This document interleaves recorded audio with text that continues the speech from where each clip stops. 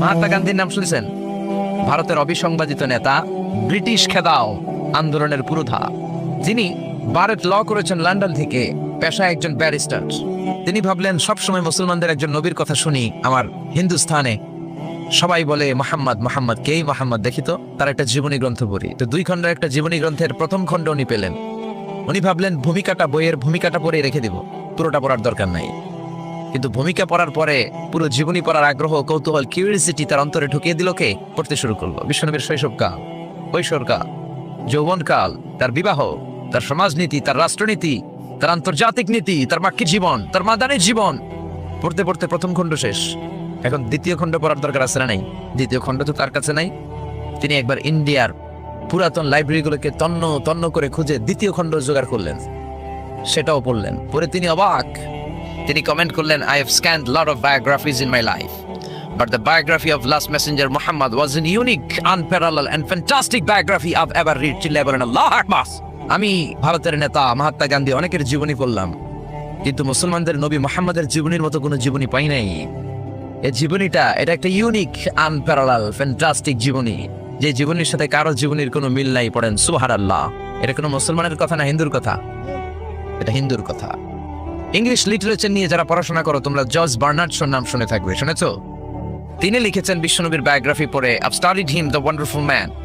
In my opinion, far from being antichrist, and he must be called the savior of humanity. আমি মুহাম্মাদের জীবনীটাকে ব্যক্তিগতভাবে পড়েছি। আমার পক্ষ থেকে তাকে খ্রিস্টান বিরোধী বলাতে দূরের কথা, তাকে মানবতার ত্রাণকর্তা বলতে হবে। চিল্লায় বলেন সুবহানাল্লাহ। ব্লগ লিখে লিখে বিশ্বনবীর জীবনীর ব্যাপারে কুৎসা রটনা করে, গালি দেয় আর ফতুয়া ছড়ায়। নবী কেন এতগুলো বিয়ে করলো? 11 জন বিবি কেন তার? 2 জন দাসী কেন তার? এগুলো তাদের চোখে পড়ে, কিন্তু 25 বছরের একজন তাগড়া যুবক 40 বছরের একজন প্রৌঢ় নারীকে যে বিয়ে করেছে সেটা তাদের চোখে পড়ে না। এই মহামানবটা একটা কুমারী নারীকে বিয়ে করেছে, আয়েশা, বাকি সবগুলো ছিল বিধবা। খাদিজা শুধু 40 বছরের প্রৌঢ় নারী নয়, বিশ্বনবীর সংসারে আসার আগেও খাদিজার আরো 2টা বিয়ে হয়েছে। খাদিজার গর্ভে অনেকগুলো সন্তান এসেছে, এগুলো তারা দেখে না। তিনি বিধবাদেরকে স্থান দিয়েছেন, প্রত্যেকটা বিয়ে আল্লাহর আদেশে করেছেন। চিল্লায় বলেন আল্লাহু আকবার। মায়েশার চেহারাটা সাইয়েদনা জিবরাইল রেশমি কাপড়ের মধ্যে করে বিশ্বনবীর কাছে এসে বললেন, ইয়া রাসূলুল্লাহ, দেখেন তো মেয়েটাকে কেমন লাগে। বিশ্বনবী বললেন, ভালো লাগে, কিন্তু মেয়েটা কার? সাইয়েদনা জিবরাইল বললেন, আপনার বন্ধু আবু বকরের মেয়ে, পছন্দ হয় কিনা বলেন। বিশ্বনবী বললেন হয়। তার কয়েকদিন পরে ডাইরেক্ট প্রপোজ, আল্লাহর কাছ থেকে সরাসরি প্রপোজাল এসেছে। জিবরাইল ছবি নিয়ে এসে বললেন, ইয়া রাসূলুল্লাহ, আল্লাহ প্রপোজাল পাঠিয়েছেন, বিয়ের প্রস্তাব। আমি হলাম বিয়ের ঘটক, আল্লাহ হলেন বিয়ের কাজী। আসুন আমরা মহাবিশ্বের মহাবিস্ময় মহাগ্রন্থ আল কোরআন থেকে কথা শুনি, যেই কোরআনের মধ্যে কোনো ভুল নাই, আছে সন্দেহ নাই, আছে সংশয় নাই, আছে। পৃথিবীর কোনো ধর্মগ্রন্থকে মুখস্থ করা যায় না, কিন্তু কোরআনকে করা যায়। এটা কোরআনের মুআজিজা। কোন ধর্মগ্রন্থ অবিকৃত অবস্থায় নেই।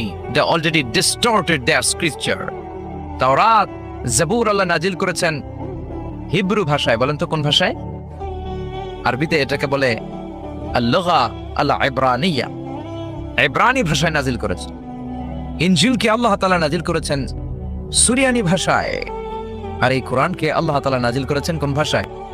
রব্বুল আলামিন বলেন, ইন্না আনজালনাহু কুরআনান আরাবিয়ান লাআল্লাকুম তাকিলুন। ও নবী, এই কোরআনকে আমি সুরিয়ানি ভাষায় পাঠাই নাই, ইব্রানি ভাষায় পাঠাই নাই, চাইনিজ ভাষায় পাঠাই নাই, ইংলিশ ভাষায় পাঠাই নাই।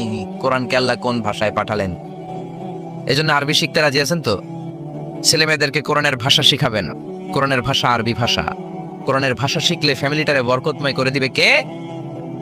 আবার এই কোরআনটাকে রব্বুল আলামিন বিশ্ব নবীর জীবনে সবচাইতে দামি মুআজিজা করে পাঠালেন। মুআজিজা মানে হচ্ছে মিরাকেল। মিরাকেল মানে হচ্ছে অলৌকিক বিষয়। সব নবীকে আল্লাহ মিরাকেল দেন। নবী তার এলাকার লোকদেরকে এই মিরাকেল দেখান। এই মিরাকেল দেখিয়ে দেখিয়ে নবী তাদেরকে ইমানদার বানান। সব নবীকে মিরাকেল দেয় কে? মিরাকেল। আবার মিরাকেল আক্কেল একটা কি জানা আছে? ওইটা না, অলৌকিক বিষয় যেটা নবী দেখান এলাকার মধ্যে। বিশ্বনবীকে আল্লাহ এরকম অনেক মিরাকেলস দিয়েছেন, অলৌকিক বিষয় দিয়েছেন। বিশ্বনবী আঙ্গুল দিয়ে চাঁদের মধ্যে ইশারা করেছেন, চাঁদ ভেঙে 2 ভাগ হয়েছে। কোন ঠিক কিনা? এটা অলৌকিক বিষয় না? আপনি আমি পারবো? পৃথিবীর কোন আল্লাহর ওলি পারবে? কিন্তু বিশ্বনবী পেরেছেন, চিল্লায় বলেন ঠিক না? এরকম হাজার হাজার মুআজিজা রব্বুল আলামিন বিশ্বনবীকে দান করেছেন, কিন্তু হাজার মুআজিজার মধ্য থেকে বিশ্বনবীর জীবনে সবচেয়ে দামি মুআজিজার নাম হলো কোরআন। কি নাম? চিল্লায় বলেন কি নাম? এই কোরআন হচ্ছে জীবিত মুআজিজা, a life miracle in the story of last messenger। সব নবীকে এরকম আল্লাহ মিরাকেল দিয়েছেন, অলৌকিক বিষয়। দাউদ আলাইহিস সালামের মিরাকেল মুআজিজা আছে না নাই? ওয়া আলান্না লাহুল হাদি, আল্লাহ কোরআনে বললেন আমি আমার পয়গম্বর দাউদ আলাইহিস সালামকে যে মিরাকেল বা অলৌকিক বিষয়টা দিয়েছি সেটা হলো লোহাকে নরম করার ক্ষমতা। সাইয়েদনা দাউদ আলাইহিস সালাম লোহার মধ্যে ধরলে লোহা গলে যেত, নরম হয়ে যেত। এই পৃথিবীতে সর্বপ্রথম সাইয়েদনা দাউদ আলাইহিস সালাম ছুরি বানিয়েছেন, দা বানিয়েছেন, কোদাল বানিয়েছেন, রামদা বানিয়েছেন। সাইয়েদনা দাউদ আলাইহিস সালামের আগে কেউ পৃথিবীতে কোনোদিন ছুরি বটি আর দা বানাতে পারে নাই, কারণ তিনি লোহা ধরলে গলে যেত, নরম হয়ে যেত। উনি ওইটাকে একটা স্ট্রাকচার প্যাটার্নে নিয়ে ছুরি বানাতেন। এই যে আমার সামনে মাইকেল লোহা, আমি মিজানুর রহমান আজজারি গায়ের যত জোড় আছে এরকম বাঁকা করলে লোহা বাঁকা হবে নাকি? লোহা গলে নরম হবে নাকি? আপনি ধরলে নরম হবে? কিন্তু দাউদ আলাইহিস সালাম লোহাকে টাচ করলেই গলে নরম হয়ে যেত। পাথর দিয়ে চাপটা করে করে যেমন খুশি তেমন ছুরি বানাতেন, দা বানাতেন, শাবল বানাতেন। এটা আর কেউ পারতো না, কারণ এটা দাউদ নবীর মুআজিজা। চিল্লায় বলেন ঠিক কিনা? দাউদ আলাইহিস সালাম ইন্তেকাল করলেন, পৃথিবীতে নাই নাকি আছে? আছে। দাউদ নবী বেঁচে আছে? উনি নাই, উনি চলে গেলেন। উনি চলে যাওয়ার পর কেউ কি উনার পরে আর লোহাকে এরকম গলাতে পেরেছে নাকি, নরম করতে পেরেছে নাকি? তার মানে দাউদ নবী শেষ, সাথে সাথে দাউদ নবীর মুআজিজাও শেষ। জোরে কোন ঠিক কিনা? দাউদ নবী চলে গেলেন, দাউদ নবীর মুআজিজাও চলে গেল। জোরে বলেন ঠিক কিনা? এরপরে মুসা আলাইহিস সালামের মুআজিজা আছে না নাই? আমা তিলকা বিয়ামিনিকা ইয়া মুসা, ও মুসা তোমার ডান হাতে কি? সাইয়েদনা মুসা আলাইহিস সালাম বললেন হিয়া আসায়া, এটা আমার লাঠি। এই লাঠি ছিল মুসা আলাইহিস সালামের মুআজিজা। মুসা আলাইহিস সালামের লাঠি মাটিতে গেড়ে দিলে গাছ হয়ে যেত, সাগরে রেখে দিলে ব্রিজ হয়ে যেত, ফেরাউনের সামনে রেখে দিলে বিশাল অজগর সাপ হয়ে যেত। কোন সুবহানাল্লাহ। মুসা আলাইহিস সালাম চলে গেলেন, ইন্তেকাল করলেন, কিন্তু ওনার লাঠিটা পৃথিবীতে ছিল। মুসা নবী মরে গেলেন, কিন্তু ওনার লাঠি ছিল। কিন্তু উনি চলে যাওয়ার পরে ওনার এই লাঠিটা দিয়ে কেউ কোনোদিন সাপ বানাতে পেরেছে নাকি? গাছ বানাতে পেরেছে নাকি? ব্রিজ বানাতে পেরেছে নাকি? তার মানে মুসা নবী শেষ, সাথে সাথে মুসা নবীর মুআজিজাটাও শেষ। জোরে কোন ঠিক কিনা? মুসা নবী চলে গেলেন, মুসা নবীর মুআজিজাও চলে গেল। ঈসা আলাইহিস সালামের মুআজিজা আছে না নাই?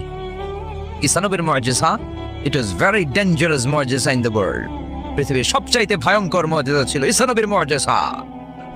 আল্লাহ বললেন ওয়া উবরিউল আকমাহা ওয়াল আবরাসা ওয়া উহয়িল মাউতা বিইذনিল্লাহ। ঈসা আলাইহিস সালামের মুআজিজা, উনি বলেন আমি আল্লাহর আদেশে জন্মান্ধ, রাত কানা, দিন কানা রোগীর চোখকে ভালো করে দেই। অন্ধ রোগীর চোখে হাত বুলিয়ে দিলে, ঈসা নবী হাত বুলিয়ে দিলে ওই লোকটার চোখ ভালো করে দিত কে? আবার চামড়ায় শ্বেত রোগী, ডবল রোগী, কুষ্ঠ রোগীর গায়ে হাত বুলিয়ে দিলে হাত ভালো করে দিত কে? আবার কবরের সামনে দাঁড়িয়ে, লাশের সামনে দাঁড়িয়ে সাইয়েদনা ঈসা নবী যদি বলতেন ইয়া আব্দুল্লাহ কুম বিইذনিল্লাহ, কবরের লাশ দাঁড়িয়ে যাও, মুহূর্তে লাশ দাঁড়িয়ে যেত, মরা লাশ জীবিত হয়ে যেত। এটা ওনার মুআজিজা। সাইয়েদনা ঈসা নবীর যদি কখনো হরিণের গোশত খাওয়ার ইচ্ছে হতো, হরিণের গোশত খাওয়ার যদি ইচ্ছে কখনো ঈসা নবীর হতো, উনি জঙ্গলের সামনে যে হরিণগুলোর ডাক দিতেন ইয়া যাবি তাআল, এই হরিণ সামনে আয়। লাফিয়ে লাফিয়ে হরিণগুলো সামনে চলে আসতো। উনি দেখে দেখে চুজ করতেন কোন হরিণের গোশত খাবেন, ওই হরিণটারে হাতে নিতেন, ছুরি নিয়ে নিজ হাতে হরিণের গলায় ছুরি বসিয়ে জবাই করতেন। চামড়াটা কেটে কেটে গোশতগুলো আগুন দিয়ে ঝলসে ঝলসে বারবিকিউ করে খেতেন, কিন্তু হরিণের হাড্ডি খেতেন না। কি খেতেন না? গোশত খেতেন, হাড্ডি খেতেন না। হাড্ডিগুলোর স্তূপ করে জমা করে রাখতেন। খাওয়ার পরে হাড্ডির দিকে ইঙ্গিত করে বলতেন কুম বিইذনিল্লাহ, ও হরিণের মরা হাড্ডি, আল্লাহর আদেশে জীবিত হয়ে জঙ্গলে চলে যা। বলতে দেরি হতো, মরা হাড্ডি থেকে জীবিত হরিণ হয়ে জঙ্গলে যেতে দেরি হতো না। এটা ঈসা আলাইহিস সালামের মুআজিজা। উনি মৃত জিনিসকে জীবিত করতে পারতেন। উনিও চতুর্থ আকাশে চলে গেলেন। উনি চলে যাওয়ার পরে ওনার কোনো খ্রিস্টান উম্মাত কোন অন্ধ রোগীর চোখের মধ্যে হাত বুলালে চোখ ভালো হবে নাকি? চোখের পাওয়ার যেটা আছে ওইটাও যাইব, ঠিক কিনা? ধবল রোগী, শ্বেত রোগী, কুষ্ঠ রোগীর গায়ের মধ্যে হাত বুলিয়ে দিলে রোগ ভালো হবে নাকি? মরা লাশের সামনে দাঁড়িয়ে যদি বলে কুম বিইذনিল্লাহ, ও লাশ তুই মুহূর্তের মধ্যে জীবিত হয়ে দাঁড়িয়ে যা, লাশ দাঁড়াবে নাকি? এই ঈদগাতে মাঝে মাঝে জানাজার নামাজ হয় না? ধরেন আজকে একটা জানাজার নামাজ, সামনে লাশ, আপনারা দাঁড়ায় আছেন, একজন সামনে যায়, লাশের সামনে যায় বলে, এই লাশ তুই দাঁড়া, এই তুই দাঁড়া। আপনারা কি বলবেন? বলবেন লাশ দাঁড়ানোর আগে তুমি একটা পাবনার টিকিট কেটে আসো। যারা বলেন ঠিক না, কারণ মাথার মধ্যে ঝামেলা ঢুকেছে, পাগলামি ঢুকেছে, লাশ দাঁড়াবে না, আর লাশ দাঁড় করানো তো ঈসা নবীর মুজিজা। যারা কোন ঠিক না, তার মানে ঈসা নবী চলে গেলেন, ওনার মুজিজাও চলে গেল, ওনার মুজিজা কেউ দেখাতে পারে না। ঈসা নবী শেষ, সাথে সাথে মুজিজাও শেষ। খেয়াল করে বুঝেন, দাউদ নবী চলে গেলেন, দাউদ নবীর মুজিজাও চলে গেল। মুসা নবী চলে গেলেন, মুসা নবীর মুজিজাও চলে গেল।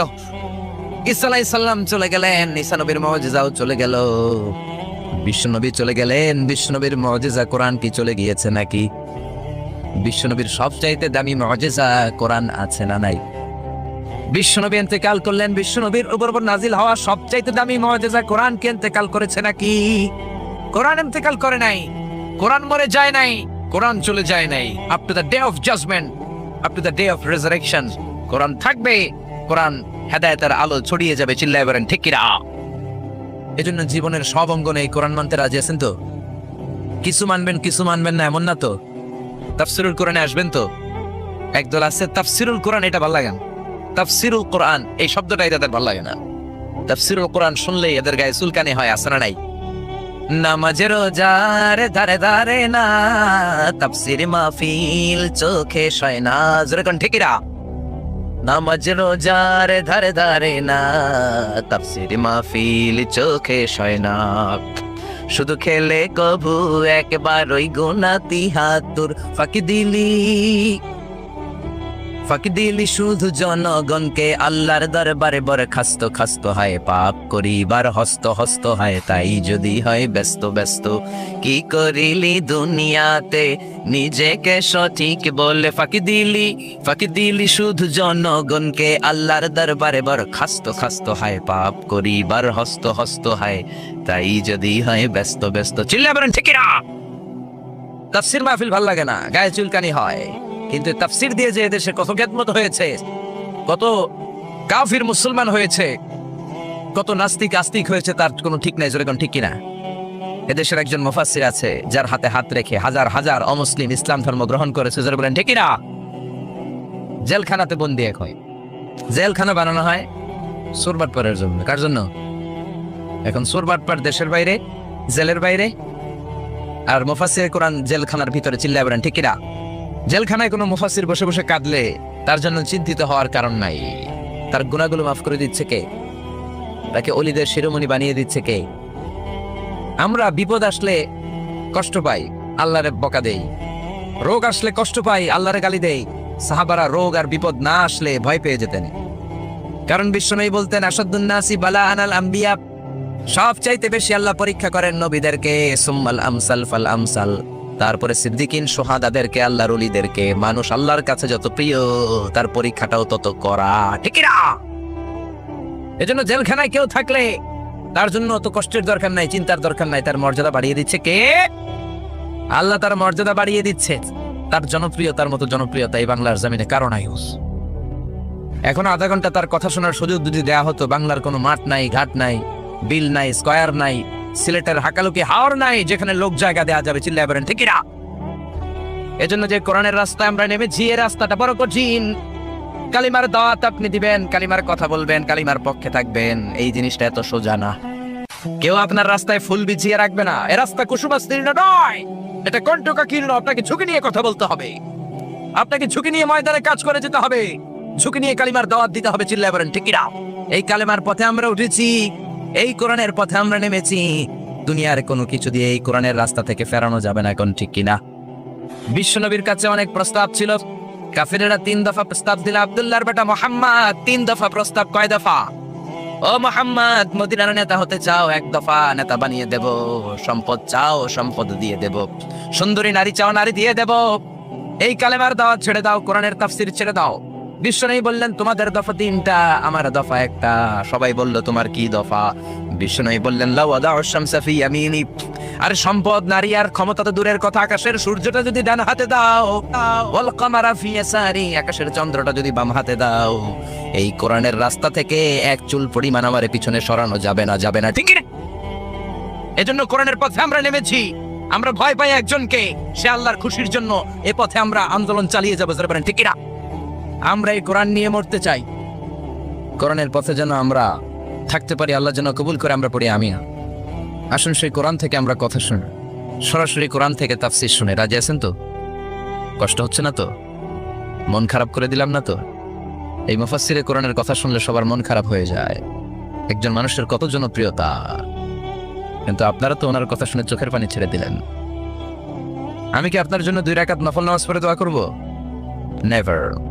আমি জাস্ট একটা দোয়া পরে ফু দিয়ে দিব, কিন্তু আপনারা তার জন্য নফল নামাজ পড়েও দোয়া করেছেন। আমি কি আপনার জন্য দুইটা রোজা রেখে দোয়া করব? আপনারা তো তার জন্য রোজা রেখেও দোয়া করেছেন। এদেশের মানুষ দেহের তাজা রক্ত বিলিয়ে দিতেও কোরআনের জন্য কুণ্ঠাবোধ করে না, চিল্লায় বলেন ঠিক কিনা? এই জন্য জীবনের সব অঙ্গনে সেই কোরআনের আইনগুলো মানার দরকার আছে না নাই? আল্লাহ আমাদেরকে to the right sense of direction, সঠিক পথে চলার তৌফিক দান করুক, উত্তম ফায়সালার দিকে যাওয়ার তৌফিক দান করুক। আমরা পড়ি আমিন। কোরআনের সবচেয়ে যে দামি আয়াত, ওই আয়াতটার তাফসীর আজকে করব। বিশ্বনবীকে জিজ্ঞেস করা হলো, আইয়ু আয়াতিন আযামু মিন কিতাবিল্লাহি ইনদাকা নবী, কোরআনের কোন আয়াতটা সবচাইতে বেশি দামি আপনি মনে করেন? বিশ্বনবী বললেন, আযামু আয়াতিন মিন কিতাবিল্লাহি আয়াতুল কুরসি। আল্লাহর কোরআনের মধ্যে 6666 আয়াত, কারো বর্ণনা মতে 6636 আয়াত, আরেক বর্ণনা মতে আরেকটা রিওয়ায়াত পাওয়া যায়। এই যতগুলো আয়াত কোরআনের মধ্যে আছে, সবচাইতে দামি আয়াতের নাম আয়াতুল কুরসি, ঠিক না? এতগুলো আয়াত থাকতে এটার দাম এত বাড়লো কেন? এটার এত মর্যাদাপূর্ণ আয়াত কেন? 5টা কারণে এই আয়াতের দাম বেশি। জোরে বলেন কয়টা? 1 নম্বরে আয়াতের মধ্যে রব্বুল আলামিন নিজের পরিচয় দিয়েছেন। একটা মাত্র আয়াত, কিন্তু এত সুন্দর করে চমৎকার করে রব্বুল আলামিন নিজের পরিচয়টা একটা আয়াতে দিয়েছেন। গোটা কোরআন তন্ন তন্ন করে তালাশ করলে আর কোন জায়গায় এত সুন্দর পরিচয় আল্লাহর পাওয়া যায় না। এখন সুবহানাল্লাহ। এজন্য এই আয়াতটার দাম এত বেশি। আবার এই আয়াতের মধ্যে রব্বুল আলামিন তাওহীদের কথা বলেছেন। কিসের কথা? তাওহীদেরই মুর্শিদ আমার, মুহাম্মাদের নাম বলো, মুহাম্মাদের নাম। আল্লাহর নাম জপলে বুঝতে পারি আল্লাহরই কালাম, বলো মুহাম্মাদের নাম। আল্লাহু আকবার। আল্লাহ তার একত্ববাদের ঘোষণা দিলেন, তিনি যে এক এবং একক। এই ঘোষণাটা আয়াতের মধ্যে আছে, এই জন্য আয়াতের মর্যাদা বাড়িয়ে দিয়েছে কে? আবার এই আয়াতের মধ্যে আল্লাহর 4টা সিফাতি নাম আছে। জোরে বলেন কয়টা? 1 নম্বরে আল হাইয়্যু, 2 নম্বরে আল কাইয়্যুম, 3 নম্বরে আল আলী, 4 নম্বরে আল আযীম। এই 4টা আল্লাহর সিফাতি নাম এই আয়াতের মধ্যে থাকার কারণে আয়াতের মর্যাদা বাড়িয়ে দিয়েছে কে? আবার এই একটা আয়াতে রব্বুল আলামিন তিনি যে কত ক্ষমতাবান, তার কুদরত যে কত বড়, তার জ্ঞানের সীমানা যে কত বড়, এগুলোর বর্ণনা দিয়েছেন। আবার এই আয়াতের মধ্যে আল্লাহ কুরসির বর্ণনা দিয়েছেন। কুরসি হচ্ছে পৃথিবীতে মহাবিশ্বে আল্লাহ যে 4টা জিনিস সর্বপ্রথম তৈরি করেছে, আরশ, কুরসি, লৌহ, কলম। এই 4টা জিনিসকে মহাবিশ্বে আল্লাহ সর্বপ্রথম তৈরি করেছেন। এই কুরসির কথাও এই আয়াতের মধ্যে আছে না নাই? এই কুরসি শব্দটা থেকেই আয়াতের নামকরণ করা হয়েছে আয়াতুল কুরসি। এরপরে বিশ্বনবী আপনাদেরকে বললেন, মান কারা আয়াতুল কুরসি দুবুরা কুল্লি সালাতিন মাকতুবাতিন লাম ইয়ামনাহু মিন দুখুলিল জান্নাতি ইল্লাল মাউত। কেউ যদি প্রত্যেক ফরজ নামাজের পরে একবার করে আয়াতুল কুরসি পড়ে, সে জান্নাতে ঢোকার ক্ষেত্রে কোনো বাধা নাই, একটাই বাধা, তার মরণ। লোকটা মরে না, তাই জান্নাতে যায় না, মরলেই জান্নাতি। আল্লাহু আকবার। এজন্য প্রত্যেক ফরজ নামাজের পরে আয়াতুল কুরসি পড়ার দরকার আছে না নাই? It should be a special wazifa for every Muslim at every evening and every morning. After every congregational prayer you offer in mosque. প্রত্যেক জামাতে নামাজের পরে প্রত্যেক মুসলমানের ওয়াজিফা হওয়া দরকার আয়াতুল কুরসি। ইমাম সাহেব সালাম ফিরাবে, সালাম ফিরানোর পরে আপনি আয়াতুল কুরসি পড়বেন। কিন্তু ইমাম সাহেবরা তো সময় দেয় না। আমাদের দেশে সালামের পরে হুট করে একটা মুনাজাত আছে না নাই? মুনাজাত দিবেন, সমস্যা নাই, কিন্তু আগে তাসবিহ পড়বেন। আমাদের দেশে এরকম আসসালামু আলাইকুম, আসসালামু আলাইকুম রাহমাতুল্লাহ, আমিন, ইয়া রাহমান রাহিম, শেষ। তো আপনি কি চাইলেন আল্লাহর কাছে? কি চাইলেন? আমিন ইয়া রাহমান রাহিমিন। এত কম সময় কেন তোমার? জি বাংলা দেখতে তো তোমার সময় পাওয়া যায়, স্টার জলসা দেখতে সময় আছে, কিরণমালা দেখতে সময় আছে, বিপিএল এর খেলা দেখার সময় আছে, আইপিএল এর সময় আছে, আইসিসির সময় আছে, খুলনার সাথে কুমিল্লার ফাইনাল খেলা ওইটা দেখারও সময় আছে। কিন্তু আল্লাহর কাছে চাওয়ার সময় নেই। এক সাহাবী প্রতিদিন সালামের পরে দৌড় দিত, রাসূল বললেন, এক নাইক বসো। কই নবী কাজ আছে, বেটা বস। আল্লাহর কাছে চা, আমার কিছু চাওয়ার নাই। রাসূলকে কিছু চাওয়ার না থাকলে নুন চা, লবণটাও আল্লাহর কাছে চা। তোমার পায়ের জুতা যদি ছিঁড়ে যায়, মুচির কাছে পড়ে যাবা, মুচির কাছে যাওয়ার আগে চাইতে হবে একজনের কাছে, তিনি কে? এজন্য প্রত্যেক ফরজ নামাজের পরে তাসবিহ পড়বেন। বিশ্বনবী তাসবিহ পড়তেন, এগুলো মানুষ জানেই না। বিশ্বনবী সালাম ফিরানোর পরে প্রত্যেক নামাজের পর সাহাবেদের দিকে মুখ ফিরিয়ে বসতেন। কিন্তু আমাদের দেশে শুধু ফজরের নামাজের পর আর আসরের নামাজের পর ইমাম সাহেবরা বসে, ঠিক কিনা? বাকি তিন নামাজে জোহর, মাগরিব, এশার পরে কি বসে? কি করে? সালাম আলাইকুম, সালাম আলাইকুম, আমিন ইয়া রাহমার রাহিম, ঠিক কিনা? তা এত কম সময় কেন আপনার মিয়া? বিশ্বনবী ঘুরে বসে থাকতে পারেন, তাসবিহ পড়তে পারেন, আপনি কোন সলিমদ্দি কোন কলিমদ্দি হয়ে গিয়েছেন। প্রত্যেক নামাজের পরে মুসল্লিদের দিকে ফিরে বসেন। বিশ্বনবী সালাম ফিরানোর পরে আসসালামু আলাইকুম ওয়া রাহমাতুল্লাহ, আসসালামু আলাইকুম ওয়া রাহমাতুল্লাহ, সালাম ফিরানোর পরে আওয়াজ করে বিশ্বনবী বলতেন আল্লাহু আকবার। কি বলতেন? নামাজ শুরু করছেন আল্লাহু আকবার, সালাম ফিরায় শেষ তখন আল্লাহু আকবার। তারপরে তিনবার পড়তেন আস্তাগফিরুল্লাহ, আস্তাগফিরুল্লাহ, আস্তাগফিরুল্লাহ। তারপরে পড়তেন আস্তাগফিরুল্লাহ আল্লাযী লা ইলাহা ইল্লা হুয়াল হাইয়ুল কাইয়্যুম ওয়া আতুবু ইলাইহি। তারপরে 33 বার সুবহানাল্লাহ, 33 বার আলহামদুলিল্লাহ, 34 বার আল্লাহু আকবার। আসরা নাই, আরেকবারও নাই, প্রত্যেকটাই 33 বার শেষ করবে লা ইলাহা ইল্লাল্লাহু ওয়াহদাহু লা শারীকা লাহু লাহুল মুলকু ওয়া লাহুল হামদু ইউহয়ী ওয়া ইউমীতু ওয়া হুয়া আলা কুল্লি শাইইন কাদির। এটা পড়ার পরে বিশ্বনবী আয়াতুল কুরসি পড়তেন। এরপরে পড়তেন আল্লাহুম্মা আনতাস সালাম ওয়া মিনকাস সালাম তাবারাকতা রাব্বানা ইয়া যাল জালালি ওয়াল ইকরাম। এরপরে পড়তেন রাদিতু বিল্লাহি রাব্বা ওয়া বিল ইসলামি দীনা ওয়া বিমুহাম্মাদিন নাবিয়্যা। তারপরে বলতেন আল্লাহুম্মা লা মানি'a লিমা আ'তাইতা ওয়া লা মু'তিয়া লিমা মান'আতা ওয়া লা ইয়ানফা'ু যাল জাদ্দি মিনকাল জাদ। এরপরে পড়তেন আল্লাহুম্মা ইয়া মুকাল্লিবাল কুলুবি সাব্বিত কুলুবানা আলা দীনিক, আল্লাহুম্মা ইয়া মুসাররিফাল কুলুবি সাররিফ কুলুবানা আলা তাআতিক। এরকম কত দোয়া যে বিশ্বনবী পড়তেন। তারপরে যদি আপনার মুনাজাত করতে মনে চায় মুনাজাত করেন, অথবা আপনি যে দোয়াটা করেছেন সেটাই যদি যথেষ্ট মনে করেন ওই দোয়াটাই করেন, সমস্যা নাই। কিন্তু সালাম আলাইকুম, আমিন ইয়া আরহামার রাহিমিন এটা করবেন আর তাসবিহ পড়বেন। রাজি আছেন তো? এই দোয়াগুলো করলে আল্লাহ কবুল করে। আবার বিশ্বনবী বললেন আযান ইকামতের মাঝখানের সময়টা, ওই সময় দোয়া করলে আপনার দোয়া কবুল করে নেয় কে? জামাতের 15 মিনিট বাকি, মসজিদে ঢুকেছেন, সুন্নত পরে অনেকে বসে বসে ঘড়ির দিকে তাকায় রয়েছে। তো ঘরে আপনার ঘড়ি নাই, ঘড়ির দিকে তাকিয়ে থাকেন কেন? বিশ্বনবী বললেন দুআউ লা ইউরাদ্দু বাইনাল আযানি ওয়াল ইকামা, আযান ইকামতের মাঝখানে দোয়া করলে ওই দোয়া আল্লাহ ফেরায় না। সুন্নত পরে আপনি বসে থাকার দরকার নাই। বাজারে যাওয়ার আগে যেমনি লিস্টি করে যান, পটল লাগবে, লাউ লাগবে, মাছ লাগবে, আল্লাহর কাছেও আপনার কি কি চাওয়া লাগবে কাগজের মধ্যে লিস্টি করে নিয়ে যাবেন। মসজিদে বসে বসে সুন্নত নামাজের পরে মুয়াজ্জিনের ইকামতের আগে ওইগুলো আল্লাহর কাছে চাওয়ার দরকার আছে না নাই? আবার বিশ্বনবী বললেন দুআউ লা ইউরাদ্দু তাহতাল মাতার, বৃষ্টির নিচে দাঁড়িয়ে যখন তোমরা দোয়া করো ওই দোয়াটা কবুল করে কে? আল্লাহ। তুফান, থান্ডার, সাইক্লোন, টর্নেডো যেটা হয় ওই বৃষ্টিটা না, ভ্যাপসা একটা গরম, এই গরমটাকে দূর করে দেওয়ার জন্য দেখবেন ঝিরিঝিরি একটা রহমতের বৃষ্টি পড়ে, আছে না নাই? ওই দোয়ার নিচে দাঁড়িয়ে ওই বৃষ্টির পানি হাতের মধ্যে নিয়ে যদি আপনি আল্লাহর কাছে দোয়া করেন, দোয়া কবুল করে নিবে কে? বৃষ্টির সময় দোয়া করলে যে কবুল হয় এটা জানি না, তো দোয়া করবে কেমনে? বৃষ্টির সময় দোয়া করবেন।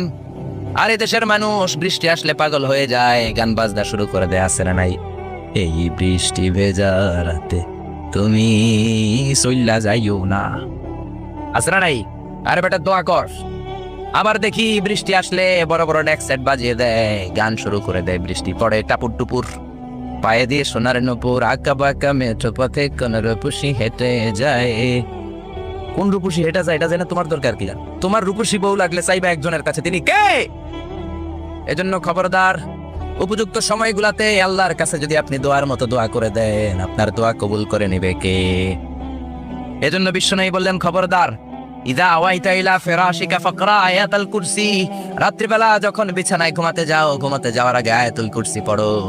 রাত্রিবেলা বিছানায় শুয়ে আয়াতুল কুরসি পড়লে জিন ভূত থেকে আপনার ঘরটারে হেফাজত করবে কে? রাতে ঘুমানোর সময় আয়াতুল কুরসি পড়বেন তো? It should be our special wazifa at every morning, at every evening for every Muslim. চিল্লায় বলেন ঠিক না? আবার বিশ্বনবী বললেন সকালবেলা যদি একবার আয়াতুল কুরসি পড়ো, সন্ধ্যা পর্যন্ত ফেরেশতা দিয়ে আপনার হেফাজত করবে কে? আবার সন্ধ্যাবেলায় যদি একবার তুমি আয়াতুল কুরসি পড়ো, সকাল পর্যন্ত তোমার গার্ড দিবে কে? এটা আল্লাহর পাঠানো গার্ড, এঞ্জেল গার্ড, ফেরেশতাদের গার্ড।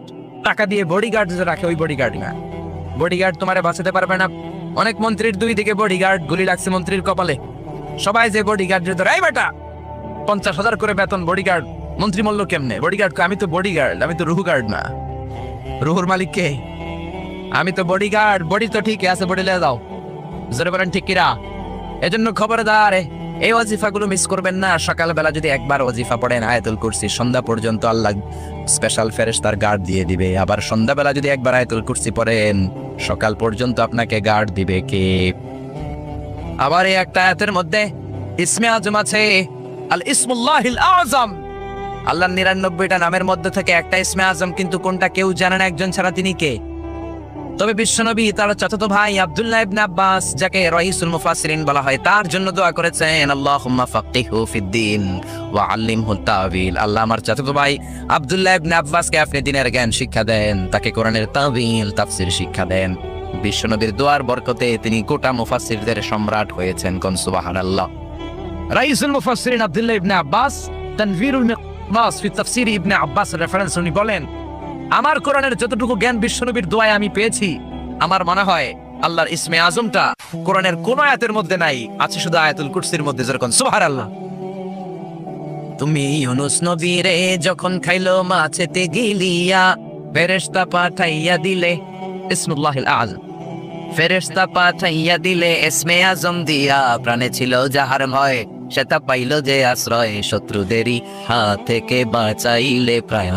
আল্লাহু আল্লাহু পড়েন, আল্লাহু আল্লাহু তুমি জাল্লে জালালুহু, শেষ করা তো যায় না গে তোমার গুণগান।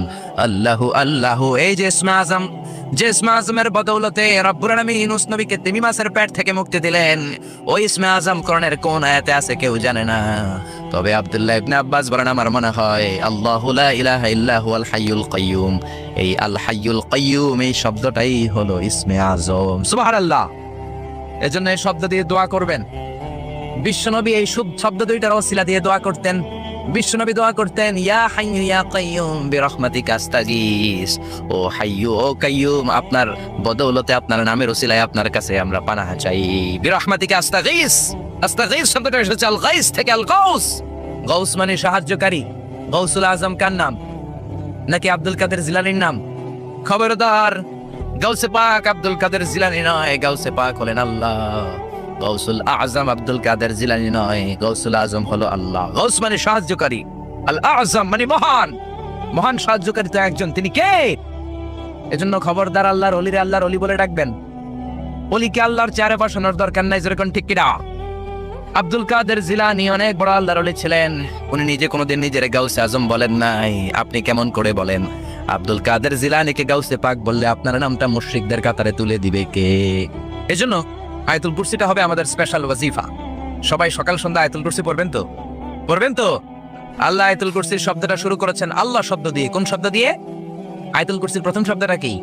আল্লাহু লা ইলাহা ইল্লা হুয়াল হাইয়ুল কাইয়ুম। আল্লাহ, এই শব্দটা দিয়ে আয়াতুল কুরসি শুরু। এই আল্লাহ শব্দটা আল্লাহর আসল নাম। কি নাম? জোরে বলেন, কি নাম? এটাকে বলে ইসমুজ জাত। আল্লাহর জাতি নাম, আল্লাহর আসল নাম। আল্লাহ নিজেই আল্লাহর নাম রেখেছেন। আল্লাহর নাম রেখেছে কে? আপনার নাম আল্লাহ রাখেন নাই, আপনার নাম রেখেছে আপনার দাদা, আপনার নাম রেখেছে আপনার কাকা, আমার নাম রেখেছে আমার দাদা, আমার বাবা। গোটা বিশ্বের সবার নাম তার বাবা তার দাদারা রাখে। কোন ঠিক কিনা? কিন্তু আল্লাহর কি বাবা কিংবা দাদা আছে নাকি? তোমার নাম তো একজনে রেখে দেওয়া লাগবে। আল্লাহকে আমার দাদা নাই, আমার বাবা নাই, তোমাদের মতো আমার কাকা নাই, আমার নানা নাই, আমার নামটা আমি নিজেই রেখে দিয়েছি। আল্লাহু আকবার। আল্লাহ বললেন, ইন্নানি আনাল্লাহু লা ইলাহা ইল্লা আনা ফা'বুদনি ওয়া আকিমিস সালাতা লিযিকরি। ইন্নানি আনাল্লাহ, আমি হলাম আল্লাহ, আমি ছাড়া কোনো ইলাহ নাই, আমার শরণে নামাজ কায়েম করো। আল্লাহর নাম কেউ রাখে নাই, আল্লাহ নিজেই রেখেছেন। কোন ঠিক কিনা? আবার আল্লাহ নামে আল্লাহ ছাড়া দুনিয়াতে কেউ নাই। আল্লাহ নামে আল্লাহ ছাড়া দুনিয়াতে আর কেউ আছে? আল্লাহ ছাড়া আর কারো নাম কোনোদিন আপনি শুনছেন? আল্লাহ। আমি পৃথিবীর অনেক দেশ ঘুরছি, কম করে এক ডজন দেশ আমি পৃথিবীতে ঘুরেছি। আমি কোথাও কারো নাম আল্লাহ শুনি নাই। আপনি শুনেছেন? কেউ শোনেন নাই। শুনবেন কোত্থেকে? কারণ আল্লাহ নামটা আল্লাহ ছাড়া আরো কারো নাই। চিল্লায় বলেন ঠিক না? এমনকি কোন নাস্তিকও তার নিজের নাম আল্লাহ বলে না, কোন শয়তানের গড ফাদারও নিজের নাম আল্লাহ বলে নাই, এমনকি ফেরাউনও তার নিজেকে আল্লাহ বলে নাই। ফেরাউন নিজেকে দাবি করেছে আমি বড় রব। ফাহাশারা ফানাদা ফাকালা আনা রাব্বুকুমুল আ'লা। মিশরের সব লোককে জড়ো করে সে বলে নাই আমি আল্লাহ, সে বলেছে আমি তোমাদের বড় রব, আমি তোমাদের বড় খোদা। আসলে খোদা না হুদা? জোরে বলেন, খোদা না হুদা? এই জন্য বেয়াদবটাকে রব্বুল আলামিন সাগরের লোনা পানির মধ্যে ডুবিয়ে ডুবিয়ে মেরেছেন। সাইয়েদনা মুসা আলাইহিস সালামকে মারার জন্য পেছন থেকে হামলা করা হলো। সাইয়েদনা মুসা আলাইহিস সালাম লোহিত সাগরের দিকে দিলেন একটা দৌড়ে, দৌড়াতে দৌড়াতে সামনে লোহিত সাগর। আল্লাহর কাছে চোখের পানি ছেড়ে দিয়ে ডেকে বলেন, আল্লাহ সামনে বিশাল লোহিত সাগর, কেমন করে পার হব? সাঁতার কেটে তো লোহিত সাগর পার হওয়া যায় না। পেছন থেকে ফেরাউনের বাহিনী আমাদেরকে মারার জন্য এসেছে। আল্লাহ বললেন, মুসা দোয়ার দরকার নাই, তোমার লাঠি দিছি কোন কাজে লাগে? লাঠি দিয়েছি ব্রিজ বানাবা, সাপ বানাবা, বড় বড় জিনিস বানাবা। তোমার হাতের লাঠিটা লোহিত সাগরের মধ্যে রেখে দাও, বিশাল রাস্তা আমি এমনিতেই বানিয়ে দেব। সাইয়েদনা মুসা আলাইহিস সালাম লাঠি ফেললেন, লোহিত সাগরের এক মাথা থেকে আরেক মাথা বিশাল রাস্তা। এই লোহিত সাগর আমি অনেকবার গিয়েছি। Red Sea. It's the border sea between KSA, the Kingdom of Saudi Arabia, and the দর্শক, আজ আপনাদেরকে আমরা দেখাবো মৃত সাগর। মাঝখানে হযরত লূত আলাইহিস সালাতু ওয়াস সালামের স্মৃতি বিজড়িত এই মৃত সাগর, যাকে ইংরেজিতে ডেড সি বলে থাকে। এই লোহিত সাগরে ফেরাউন ডুবে মরেছে। অনেকে বলে নীল নদে ডুবে মরেছে, ভুয়া কথা। আমি ফেরাউনের দেশের মানুষ মিয়া, এই তথ্য আমার কাছ থেকে শুনে। আমি ফেরাউনের দেশে ছিলাম 5 বছর। প্রিয় দর্শক, আজ আপনাদেরকে আমরা দেখাবো মৃত সাগর, হযরত লূত আলাইহিস সালাতু ওয়াস সালামের স্মৃতি বিজড়িত পাইপলাইন মৃত সাগর, যাকে ইংরেজিতে ডেড সি বলা হয়। সবচেয়ে বড় আড়াআড়িতে বড় নয়। আপনি ভালো সাঁতার জানলে আড়াআড়ি পাশের দিক থেকে আপনি নীল নদকে ক্রস করে ওদিকে চলে যেতে পারবেন। কিন্তু লম্বা এটা 6695 কিলোমিটার লম্বা, পৃথিবীর সবচেয়ে বড় নদ। জান্নাতের যুগে বহু সীমানা। বিশ্বনবী যখন মেরাজে গেলেন, 2টা নদী সিদরাতুল মুনতাহা থেকে জান্নাতে চলে যায়, আর 2টা নদী জান্নাত থেকে পৃথিবীর দিকে নামে। বিশ্বনবী ডেকে বললেন, জিব্রাইল, যে 2টা নদী জান্নাত থেকে দুনিয়ায় নামে, এই নদীটার নাম কি? বিশ্বনবী বললেন, একটা ইরাকের ফোরাত, এবং সেসব আযাবের নিদর্শন এটা হলো আপনার ভাই রয়ে গেছে। শেষ মিশরের মানুষ এর থেকে শিক্ষা। সুবহানাল্লাহ। ফেরাউন বলল, আমি জীবনে মুসারে আসতে দিব না পৃথিবীতে। আল্লাহ বললেন, তোর ঘরে আমি মুসারে বড় করে ছাড়বো, কোন ঠিক কিনা? মুসার মা মুসা আলাইহিস সালামকে সিন্ধুকে করে এই নীল নদে ভাসিয়ে দিয়েছেন। ফেরাউন এই নীল নদে মরে নাই, সে মরেছে লোহিত সাগরে মরে।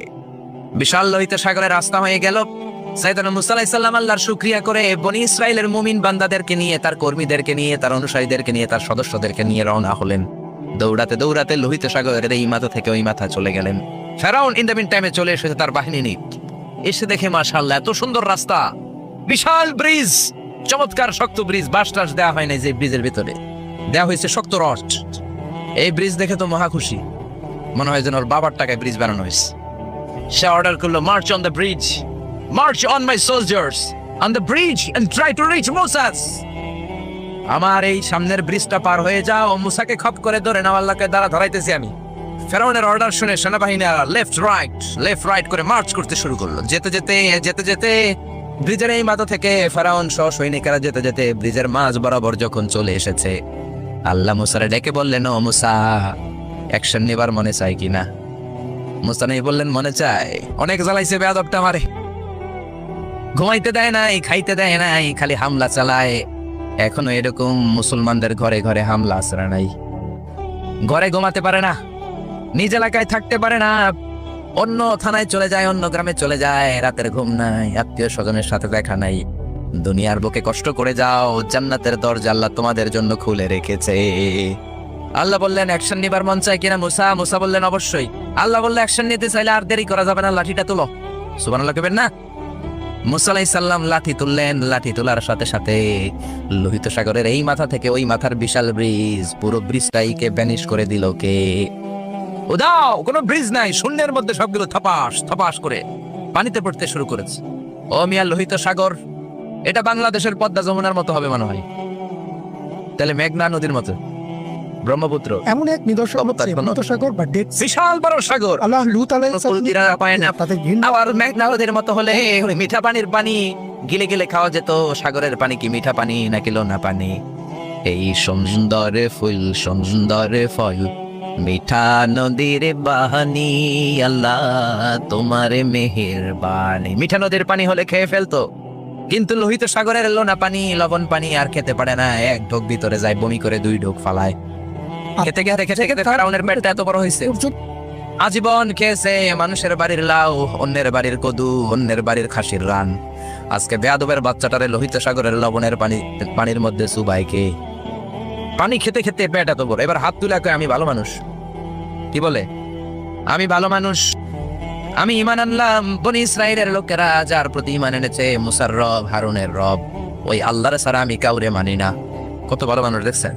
আল্লাহ বললেন, no, the time is up, the time is up, I never accept your ঈমান নাও। এখন তোর ঈমান আমি কবুল করব না। জিব্রাইল রে বললেন, ওর মাথাটা একটু ঠাইসা দাও, আর একটু জুবা দিয়া, আর একটু লোনা পানি খাওয়া। জিব্রাইল কিছুই করলেন না, ওইটা তো এমনি শুধু ভাসতেছে, মাথাটা একটু ঠেসে ধরলেন, আর কয়েক ঢোক পেটের ভিতরে ঢুকায় দিল কে?